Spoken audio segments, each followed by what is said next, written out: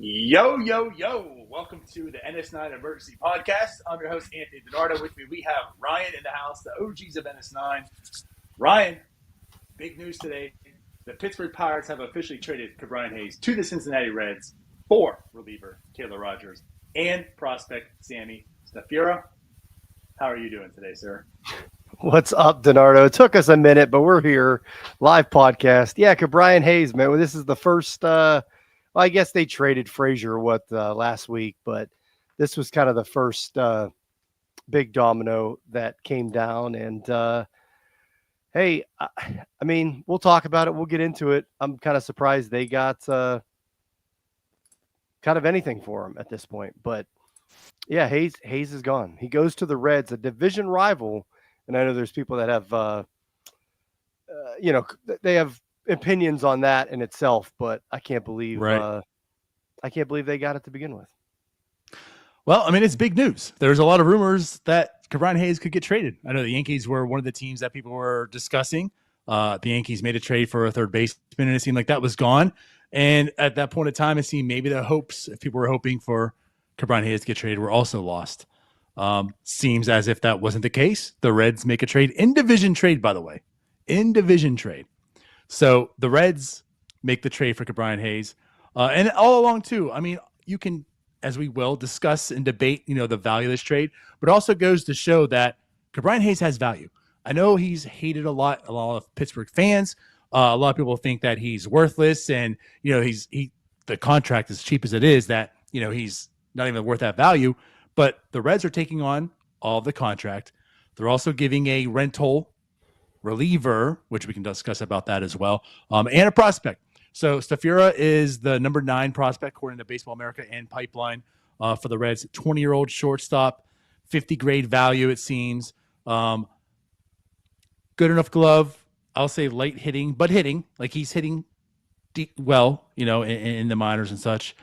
So again, the Reds are taking on the contract, and they're giving the Pirates something. So it goes to show that Brian Hayes still has value, even though he's one of the worst hitters in baseball. Yeah, and I think that's where it is with a lot of fans. Look, we see Hayes day in and day out. We see him struggle with the plate, obviously. So I think a lot of fans would say, well, he's not worth anything. Just get rid of him. Get anything you can. But he is valuable. I mean, Jim, I think you and Jim boasted his defensive numbers just yesterday or last night. Like, he is so much better defensively over any third baseman in the league. Defensive run saves and everything, and you kind of take it for granted. Who's going to play there the rest of the season and everything will be, Triolo, who's also good defensively, but he can't hit. And then you got Pagero, who, came up in the last couple of games. So, but he is valuable. Obviously, other teams will value that defense. It's just at the end of the day with the Pirates, hit the way he wasn't hitting at all, making $7-8 million a year, it's not going to work on this team. We know that. Like, if they're going to go out and add payroll at this deadline or need to get an actual bat that hits the ball, $7-8 million for Hayes, who's the past 2 years, guys, I mean, 59 OPS plus and 61 last year OPS plus. That's horrific. Right. Like, it's not just being like, hey, he's an average hitter. He doesn't really do much for you. No, he's 40% below average. Like, he's terrible offensively. And he's had the back injury that we know about that basically, he said in spring training is not going to be right. Like, it's always going to be kind of not 100%. So he's got a bunch of issues. You can say, hey, this is a straight salary dump. Sure. But at the end of the day, they extended him and he turned into one of the worst hitters at third base. And you can't have it on this team. And we're going to, if they trade Keller here coming up, it's this, Keller obviously is good. On a normal team, you wouldn't trade him, but Keller also makes $15 million a year. So reality with the Buccos is you're going to have to trade some of that salary to add other guys at places you need. So, like I said, I like that they got, like we said it. If anybody came up and gave you something for Hayes, get rid of him if you can. And they did that. And I don't know. Again, the options they have the rest of the year aren't really hitters either.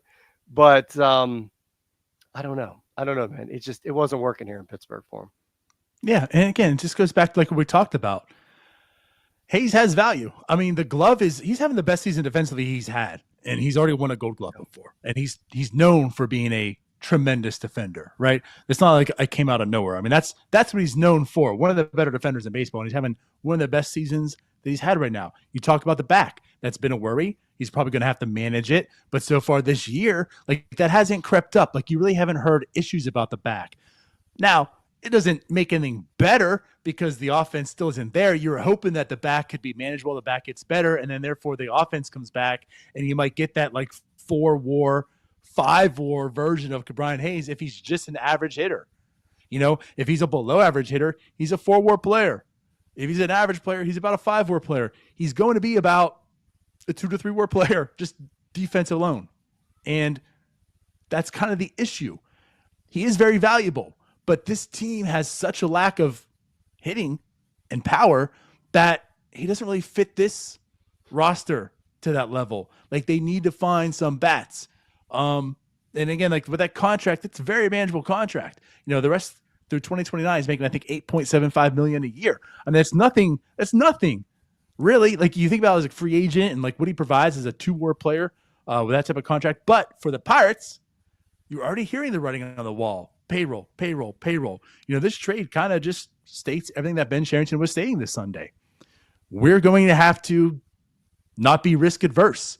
You know, we're going to have to take on guys that aren't proven in the majors. And also, if you see guys that you don't think are like a year away, they can still help us for 2026 in some big brain way, apparently. This is it.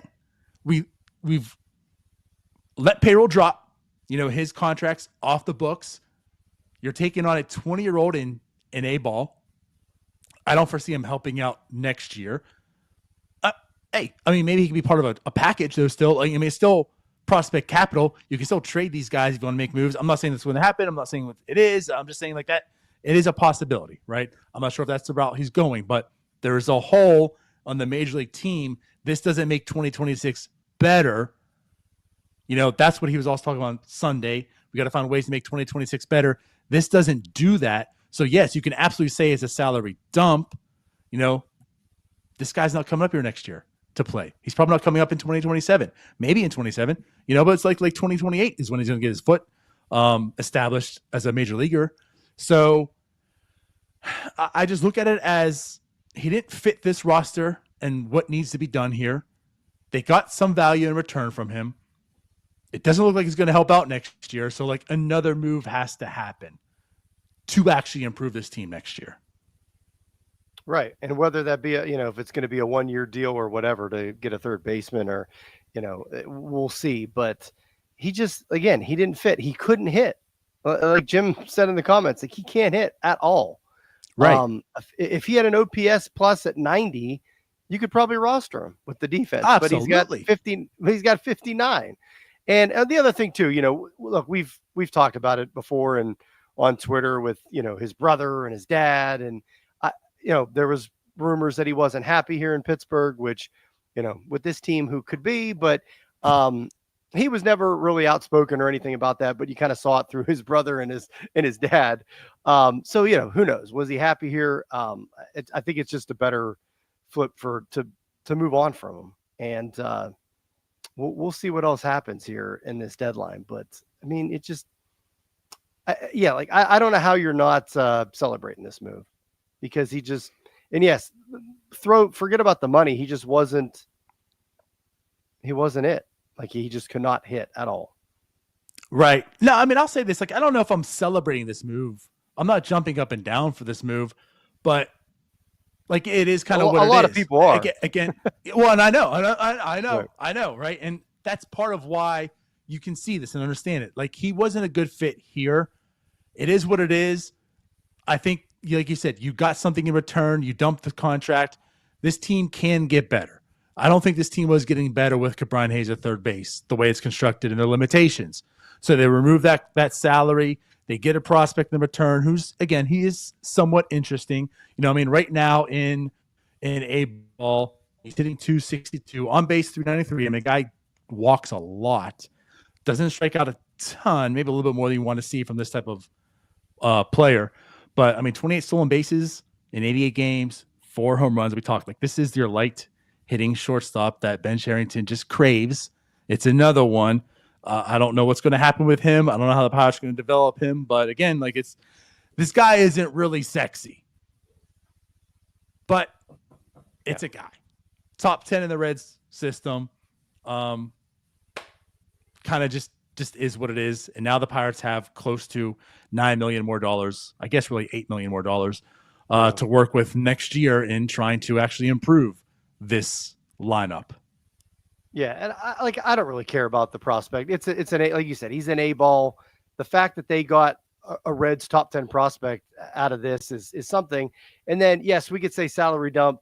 They also got Taylor Rogers, it's kind of like a wash this year, but the Pirates do obviously save money moving forward. I think it's like a surplus saving of 36 million in the long-term savings. So like, yes, they are saving salary down the road.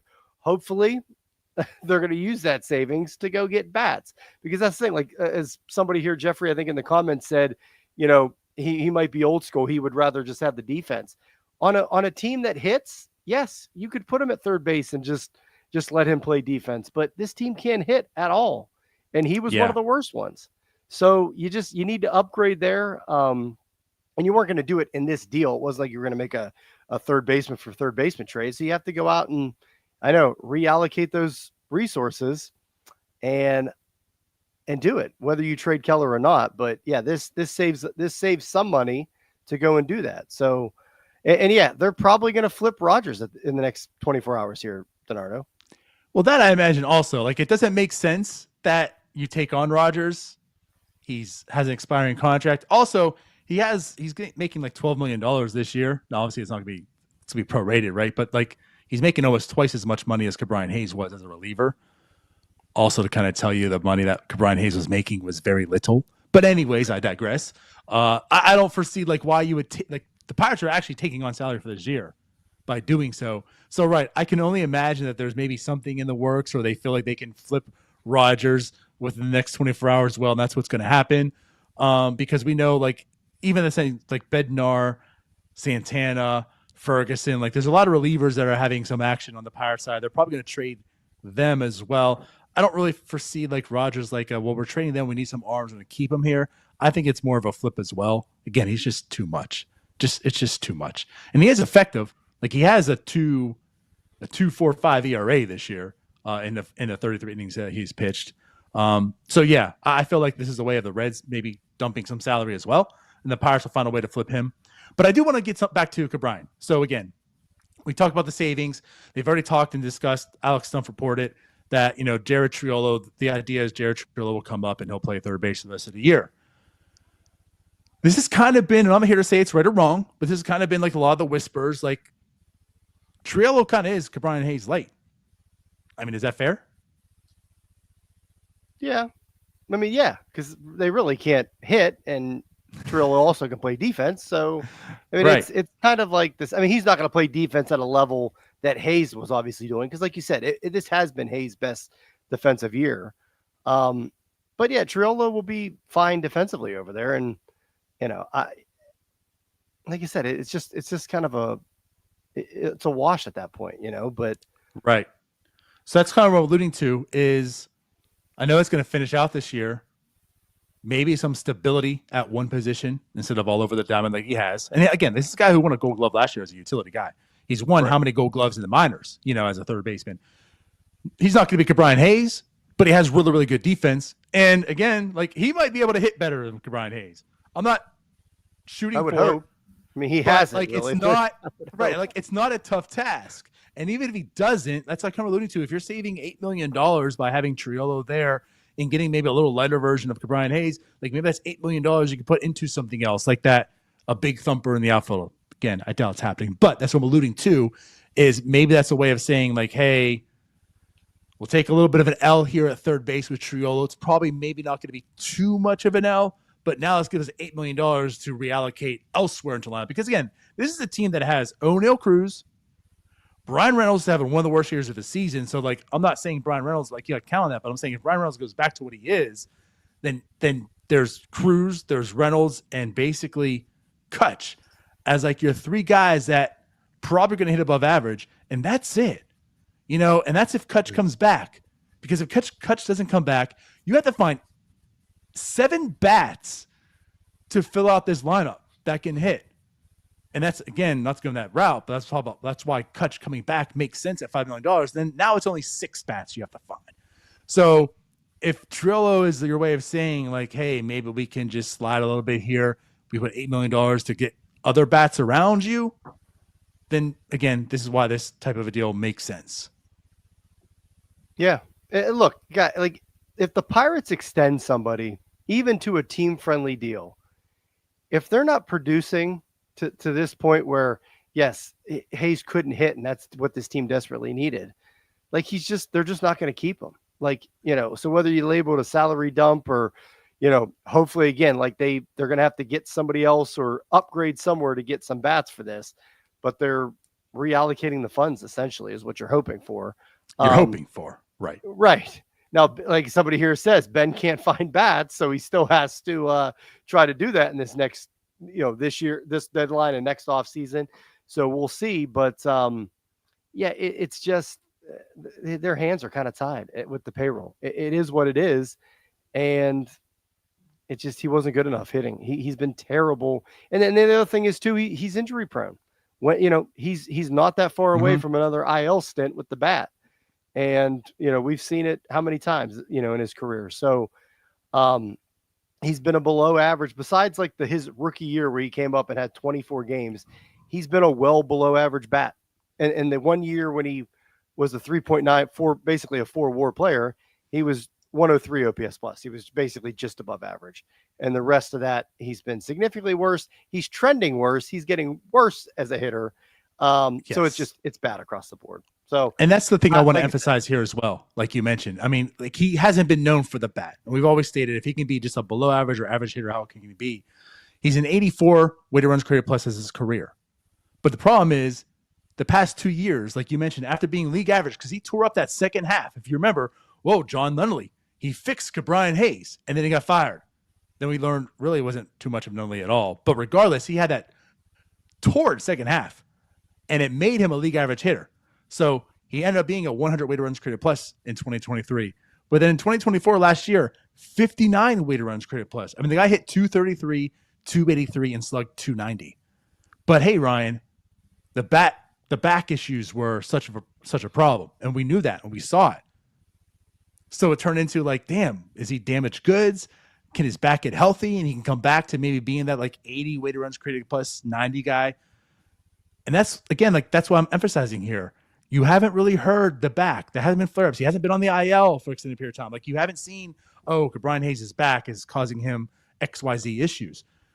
So far, seems to be holding up. And again, like last year, the back, you saw, and it showed that he suffered defensively with it. This year, he's having the best defensive year ever. So again, there's nothing to me and he still that shows that the back is causing issues for him. And this year, he's hitting even worse than last year. Now, albeit it's not much, but 59 weighted runs created plus last year, 57 this year. So yeah, as a career, 84, but it's progressively getting worse over the past 2 years. So do you envision him getting back to that 80, 90 realm? I don't know. Maybe a change of scenery can do it, and that can be a good for him situation, but also can be a good for a Pirate situation that, you know what, we moved on from him, we recouped that money, we now have more, funds to play with or whatever, and just kind of go from there. Yeah, and I mean, look, if the Reds turn him around and can get him to be a great hitter, like kudos to them. I just don't see it. Like, I'm sure, he's going to a hitter's ballpark. Maybe he'll be, he'll hit a couple more home runs or whatever, but I don't see him all of a sudden being a league average hitter or better than that or something. So, and he's not even like the case where I feel like, he's going to Cincinnati. It's a launching pad. Like the powers, like he doesn't like, that's not his profile. Like I'm not looking at him and saying like, now he's going to hit 15 to 20. Like he doesn't do what's needed to do. You got to put the ball in the air to do it.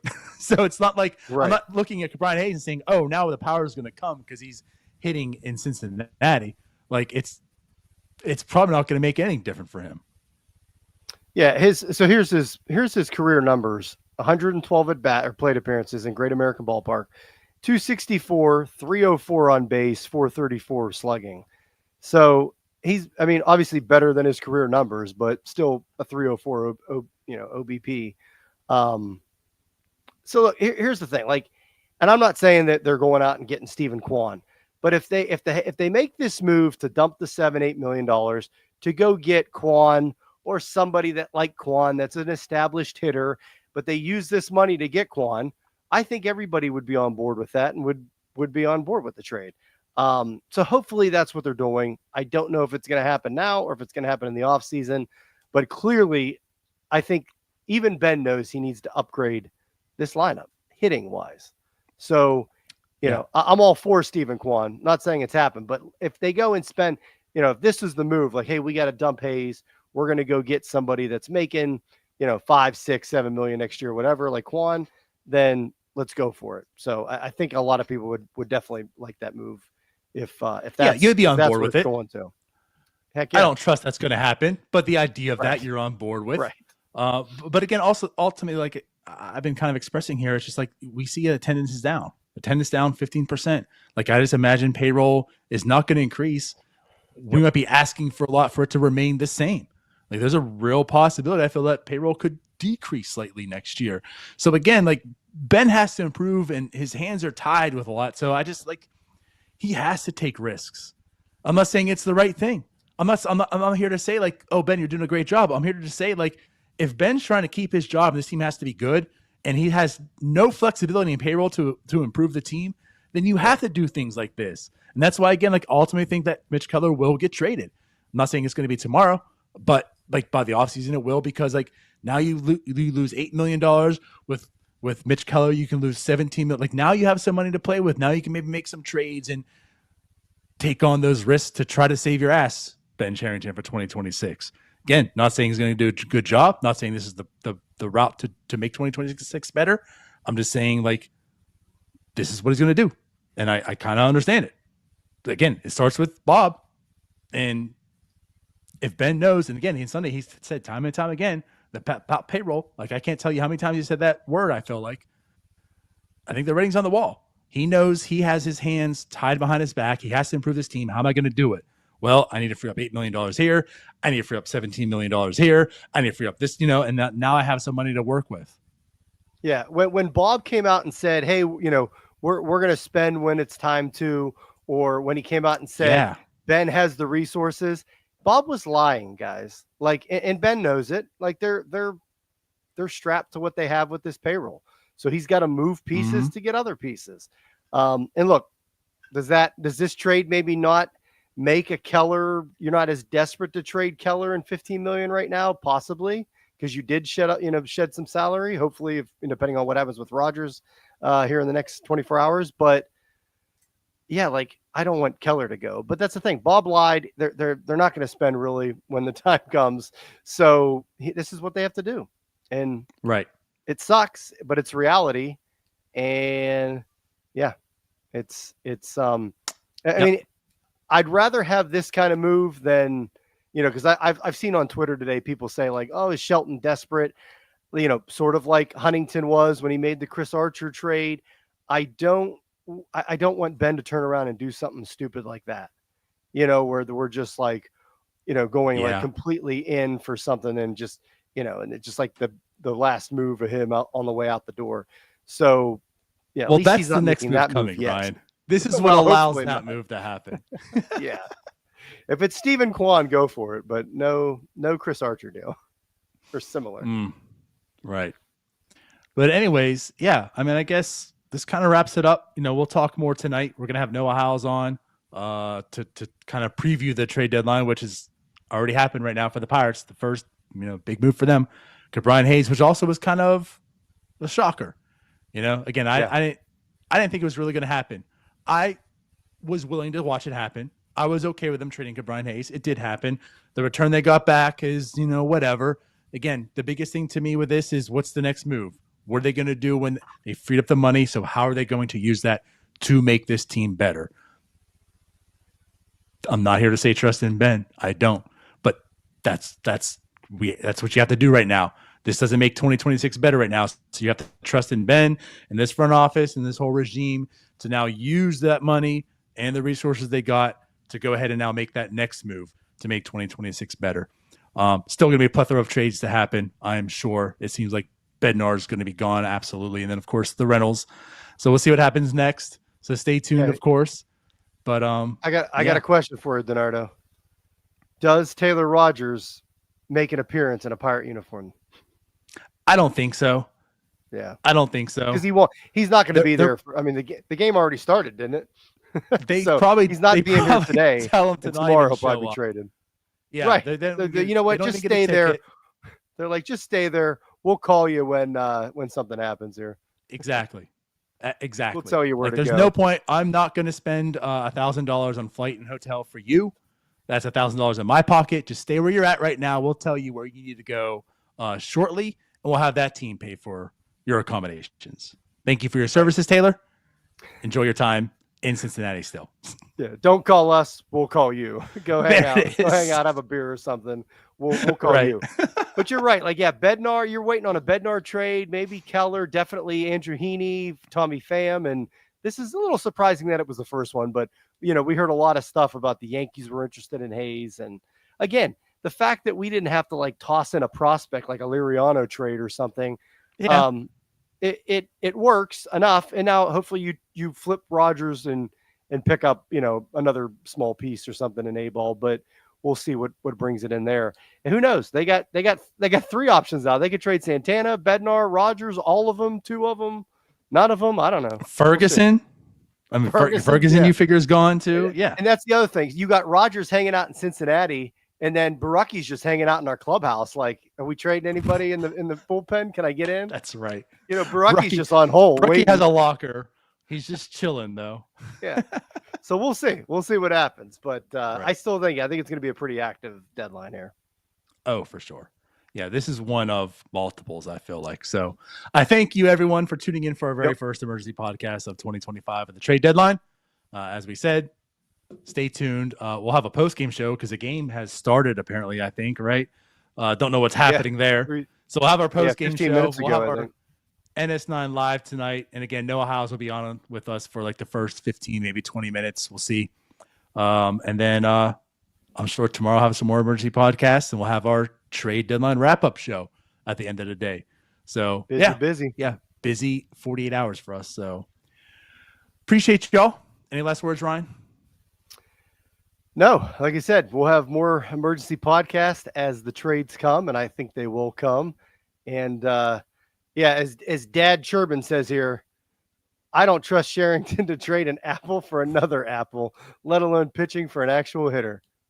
That's where we're at. That's Ben Cherington right there. I agree with him. There it is. But no, I'm out. That's it. Well, let's get out of here then. Love everyone. Of course, like, subscribe, hit the bell, because again, you never know when we're going live. And even though we say it's 5 to 10 minutes, it could be 20. So hit the bell. That's when you'll know we're live and you can watch us. We'll see you all in a few hours. Bye-bye. Peace. All right, that wraps up this episode of North Shore 9. Thanks so much for tuning in, whether you're listening on the podcast or catching us on YouTube. If you enjoyed the show, please give this video a thumbs up and don't forget to hit that subscribe button if you haven't already. It really helps us grow. And if you're listening on the podcast, a quick review goes a long way in helping others find the show. Plus, be sure to tell a friend about us. There's always room for more here in the NS9 community. And for those looking to support us a little more, consider joining our Patreon, become an MVP member, and get exclusive perks while helping us continue to bring you more of the Pirates content you love. Thanks again for all your support, and let's go Bucs.